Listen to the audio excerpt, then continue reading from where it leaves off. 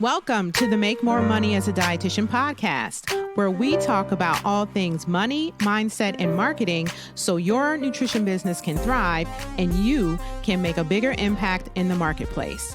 I am your host, Dyan, registered dietitian and money mindset expert. Let's get started with today's episode.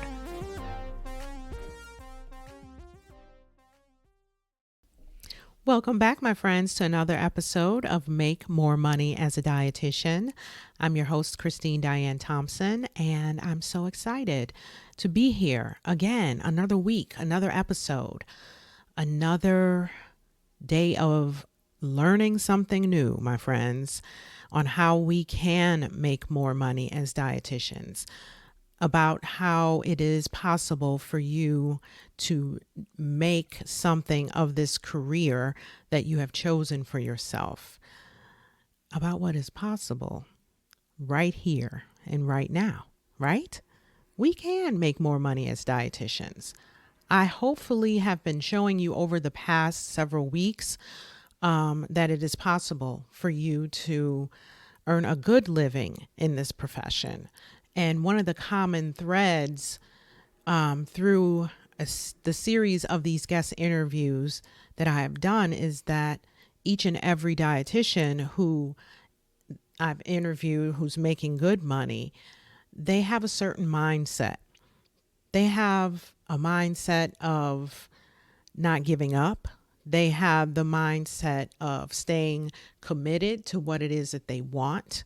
They have the mindset of being confident even when they don't feel so confident.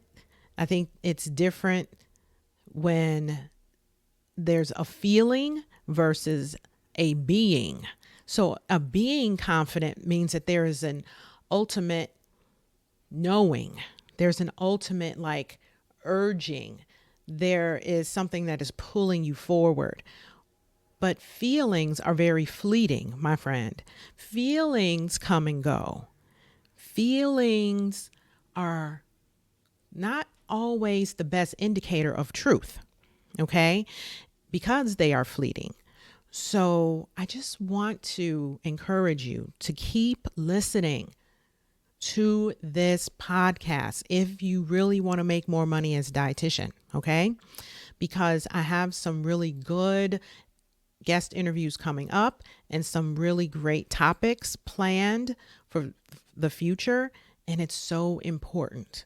It is so important that we all have this podcast in our ear from time to time to kind of remind us of why we became dietitians in the first place and remind us of what is really possible and that we can do it and that we are not alone.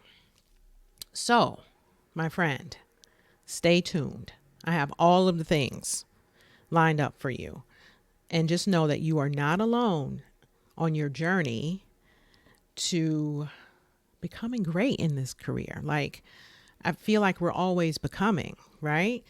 Not that you aren't great right now, because you are, but we can always become even greater if we stay the course. You only fail if you give up, right? It's like when you quit, that's it, right? But if you keep going, so much more is possible for you. So I want to encourage you to keep going. All right, so today's episode is all about your story and how important your unique story is to your unique practice. Now, I want to also say that I just finished up a guest interview with a colleague, and I don't want to say her name just yet, but her message is all about storytelling for dietitians. And she's creating some really, really great resources for dietitians to help dietitians really lean more into their story as part of their marketing message. So today I want to talk to you about your story. And next week, I'm going to have her guest interview up for you to listen more to, her spin on this. But today it's all about your story. And I want to start out actually with telling my story because I know over the course of the past several weeks or even months, there's a lot of new listeners. So even though I've told my story on this podcast several times in the past, I want to tell you my story again today. And before I do, I also want to let you know that the power of your story is beyond any marketing message, really, in your business, because storytelling helps to build rapport and trust amongst potential clients.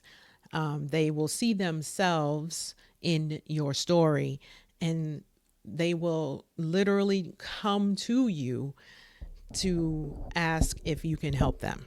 Like, it really helps to shorten the marketing curve, so to speak, when you tell your story. But I know a lot of times telling our story can feel a little daunting. It can feel scary because we don't always want to put ourselves out there, because not everyone is the nicey, right? Not everyone wants to say, oh, your story was just so lovely, right? There are some people who are going to be out there and just want to come at you and just want to be really mean and all of those things. But I also believe that there are less of those types of people than there are the people who will just really cheer you on and embrace you and relate to you. So when you get the haters, just know you're doing something really, really powerful. You're by sharing your story, because haters, as they say, gonna hate, and that's just the way it is here in this online world of things. Okay, so here we go, you guys, my story, and I want you to listen to see what resonates for you in my story. How do you see yourself in my story? So I'm going to take you all the way back. Let's go all the way back to my childhood, actually, when I was 8 years old. And I lived with my grandmother for the most part during my really early years of childhood, because my mom was a single mom and she had me really young when she was 19 years old, and she was a rebel on the run, so to speak. And, 19 years old, she was still out there doing her thing.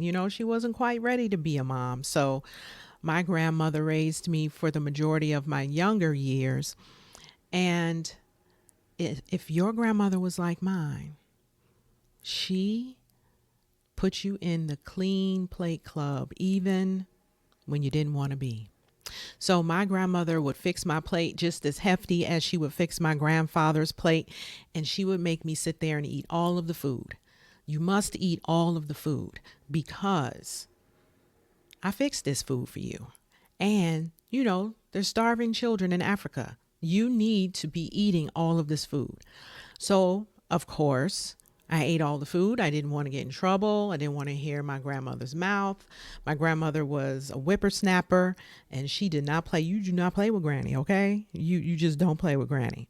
So, long story short, being enrolled in the Clean Plate Club caused me quite a few problems in the waistline area.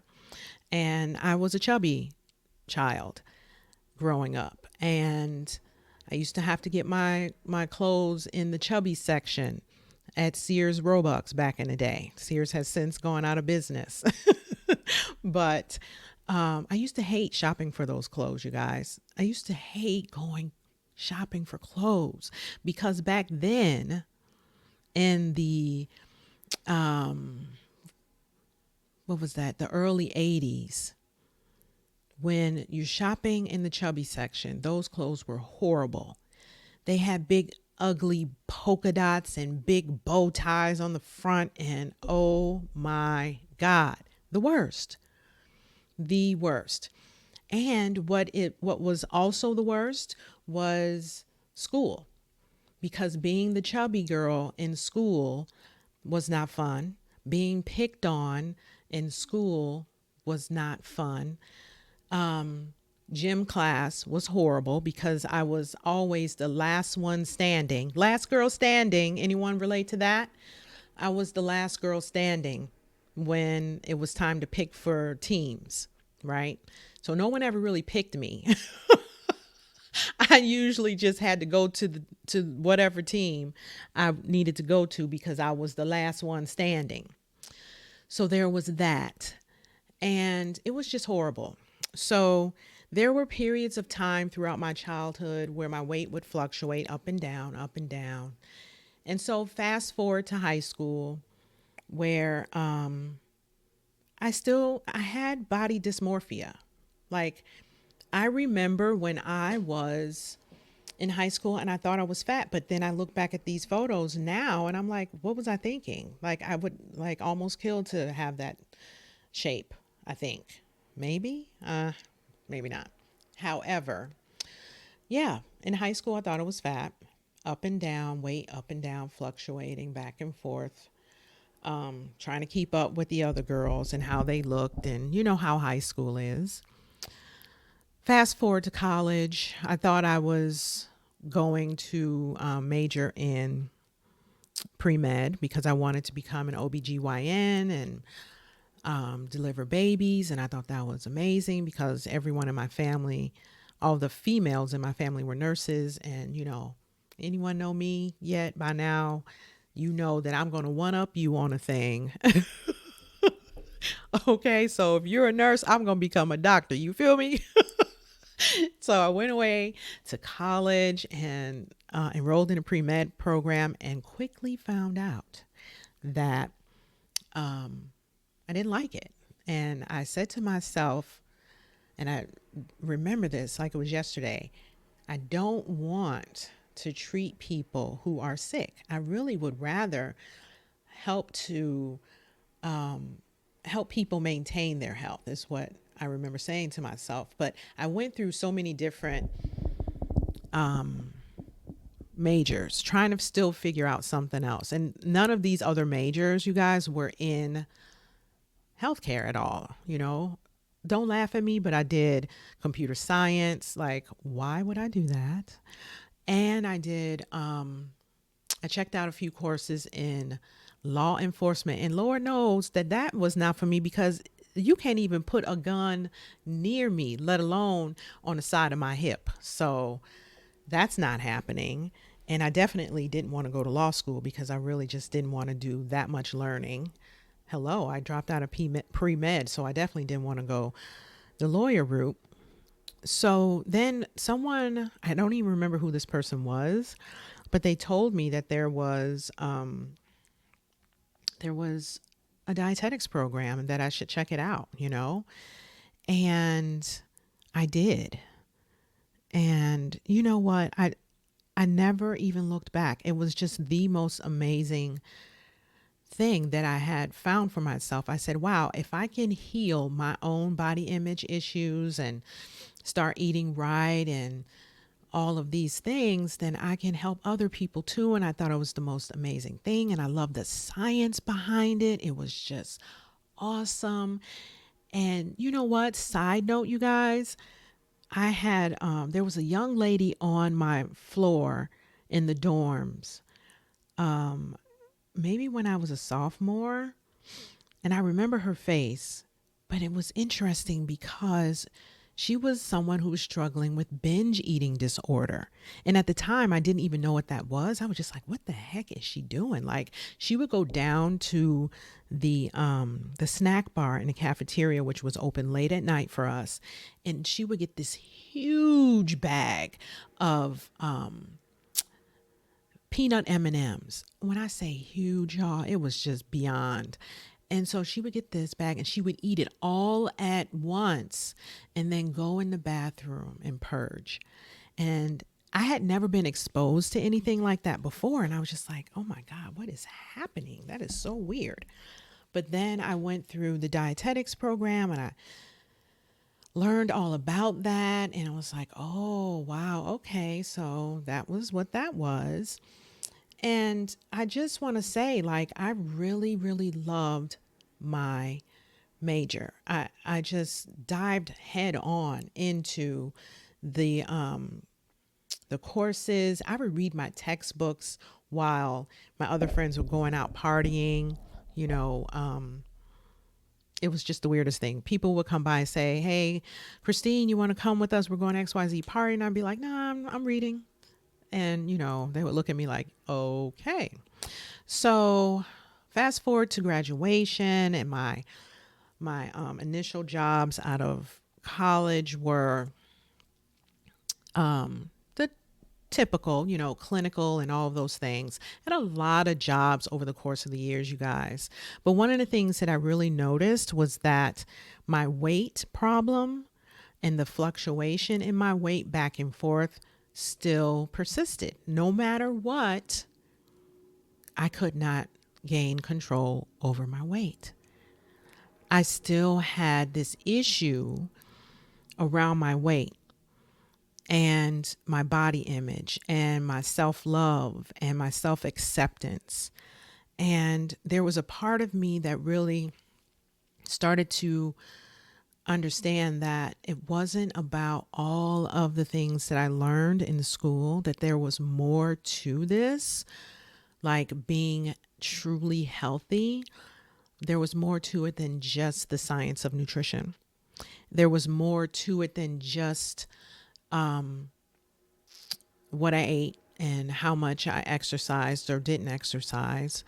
There was more to it. I really knew this so long ago. Like, intuitively, I was just like, this isn't working for me. Like, I can eat healthy and I can do this, and then something will trigger me and I'll just be right back to where I was.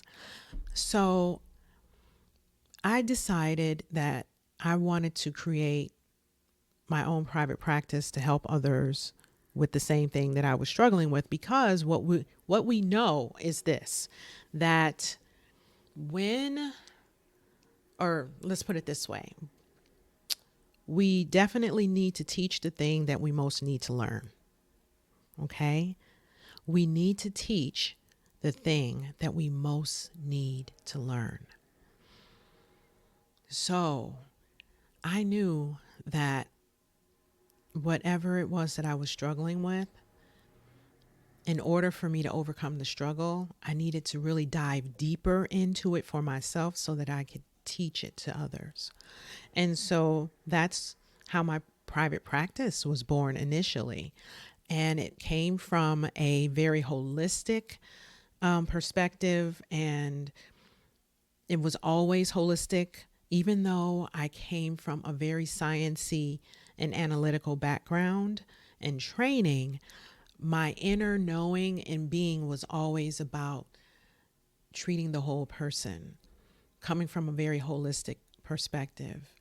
I've had several iterations of my business over the years, and the first one was called The Alternative Way, and Way was spelled WEIGH. And then the next one was called The Compassionate Nutritionist. And now it is Christine Dyan International. And throughout all of the iterations of my business and the way that I have taught and supported primarily women on their journeys in health and well-being, it's always been about mindset. It has always been about mindset. It has always been about intuitiveness. It has always been about trusting yourself, because you know yourself better than anyone or anything. I've always known intuitively that science has its place, but it's not everything, that there are some things that still work but haven't been proven by science yet, and that's okay, in my opinion. We're not going to kill anyone if we teach them to trust their intuition. We're not going to kill anyone if we teach them to meditate. We're not going to kill anyone with certain supplements and things of that nature, because there are studies out there for certain supplements. And I actually did go through integrative and functional nutrition certification program. So I integrated that into my practice as well. And so now here I am with all of the things that I have learned about myself, what it takes to be successful, not only just with my body, but with my finances, because I know beyond a shadow of a doubt that what I learned about trusting myself, about my body, I know that it can relate, and it does relate to finances as well. It's all mindset. It's all belief. It's all belief. What are you believing about yourself? What are you making it mean? What are you believing about yourself, my friend, in regards to what you can achieve in your career as a dietitian? What are you believing about your abilities to make more money as a dietitian? What are you making it mean when you ask for money? It's all the same. It is all the same. Like I always teach my kids, and this is probably the one mantra that they will always remember about me, even when I leave the planet, is how you do one thing is how you do everything. I mean, they repeat that to me even now. How you do one thing is how you do everything. So how you have a relationship with yourself is the same way you will have a relationship with money, right? So we can look at our own relationships and how we relate to certain things. How you relate to one thing, you're going to see the same type of relation with other things. How you relate to money, how you relate to self, how you relate to people, how you relate to coworkers, how you relate to authority, how you relate. There's no categorization. Even though you may think you categorize things. Oh, I, treat my friends this and I treat my friends that and da. And you might switch it up a little bit, you can do a little switch up, but the overarching theme of how you relate to things is pretty much the same when you think about it. So here I am now, the year 2020. At the time of the recording of this podcast episode, I am teaching my fellow dietitians, that would be you, my friends, how to have a more healthy relationship with money. Because how you do one thing is how you do all of the things. How are you relating to money? And what are you believing about your abilities to make more money as a dietitian? If you have ever in the past struggled with your relationship with yourself, your relationship with food, okay, your relationship with other things outside of yourself. If you've ever struggled, then it's a no-brainer that you will struggle with money. It is a no-brainer. So you have to heal your relationships, that area of your life, your overall life. When it comes to relationships, how are you relating? Right? So your relationship with money could actually be very similar to how you relate to food, body, and all of the other things. So, what is your story, my friend? Do you first and foremost see yourself in my story in some sort of way?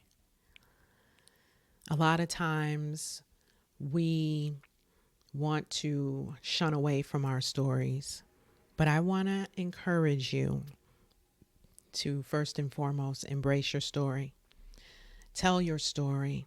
Let people know how you have arrived to this point and how you can help them. And even if you're at the beginning of the journey of your career as a dietitian, it's important to still tell your story. There are parts of your story that will inspire and motivate others and make them feel like they are not alone. We are all here to help one another and to lift one another up and to give one another hope. And I want to be that for you as well. So, once again, what is your story? How can you infuse your story into the way you market your services as a dietitian?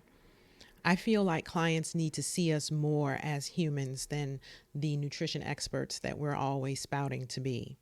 When our clients or potential clients can see us as humans, then they are more willing to open up. And when they are more willing to open up, they will be able to heal more easily than if they were in the room or on a Zoom with someone who is all buttoned up and stuffy and feeling closed off and afraid and just wants to stay the straight and narrow.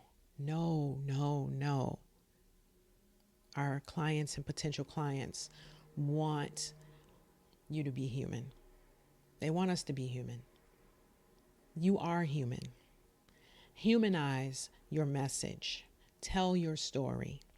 And if you want to learn more about how to tell your story in a way that's going to help your potential clients, then I encourage you to listen to next week's episode of this podcast, where I interview the storytelling dietitian and she gives some tips and helps you even further understand why your story matters. All right, my friend, thank you so much for listening. And I hope this has inspired you in some way. And I look forward to you being here for the next episode of Make More Money as a Dietitian. Have a great rest of the day and weekend ahead. Hey, if you want to learn more about how you can make more money as a dietitian, I want to invite you to check out my program, Charge What You're Worth. Now, to learn more about this program and how it can help you to become a top earner as a dietitian in business, just head on over to moneymindsetdietitian.com/work with me. Again, that's moneymindsetdietitian.com/work with me, where you can learn more about the Charge What You're Worth program and how it can help you.